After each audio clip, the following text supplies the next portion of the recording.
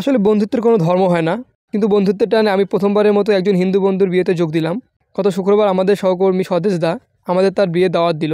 আমরা অফিস থেকে 5 জন বন্ধু একসাথে রওনা দিলাম।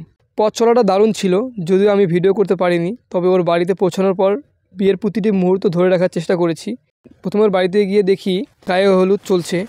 তার বিয়ের এমন আনন্দমুখর পরিবেশ দেখে সত্যি খুব ভালো লাগছিল।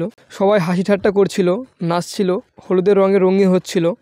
আমি সব ভিডিও করতে করতে উপলব্ধি করলাম বাংলার বিয়ে মানেই উৎসব। এরপর স্বদেশকে বিয়ের জন্য প্রস্তুত করা হলো। তার দুলাভাইরা এসে ওকে বিয়ের পোশাক পরিয়ে দিলেন। সাজগোজের এই অংশটা আমার কাছে নতুন অভিজ্ঞতা। সবাই ওকে শুভকামনা জানাচ্ছিল, ওর জন্য দোয়া করছিল। বিয়ের আগে বাবা মায়ের দোয়া নেয়া, তাদের আশীর্বাদ পাওয়া, এটা সত্যিই হৃদয় ছুঁয়ে যাওয়ার মতো ছিল। সংস্কৃতি ভিন্ন হলেও আবেগ সব জায়গায় একই রকম। তারপর শুরু হলো বরযাত্রার প্রস্তুতি। গাড়িতে ওঠার আগে বাড়ির সবাইকে বিদায় জানাচ্ছিল। চারপাশে আনন্দের সুর বাজছিল, আর ওর চোখে ছিল নতুন জীবনের স্বপ্ন।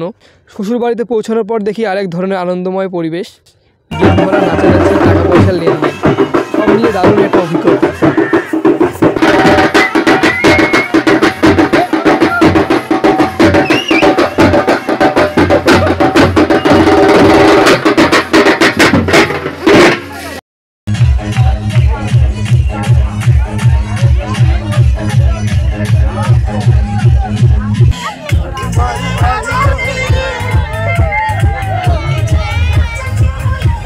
বন্ধুর এই বিশেষ দিনটাকে নিজের চোখে দেখা এবং তার আনন্দের অংশ হতে পারাটা আমার জন্য স্মরণীয় হয়ে থাকবে।